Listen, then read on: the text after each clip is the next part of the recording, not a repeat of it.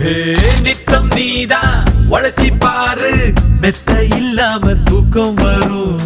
சட்டம் இன்றி உதவி செஞ்சா வாழும் போதே சொர்க்கம் வரும். பாரதிய படிச்சு புட்டா பெண்களுக்கு வீரம் வரும். கால் மாசல் நினைச்சு புட்டா கண்களுக்குள் நெருப்பு வரும். பெரியார மதிச்சு புட்டா பகுத்தறிவு காணா வரும்.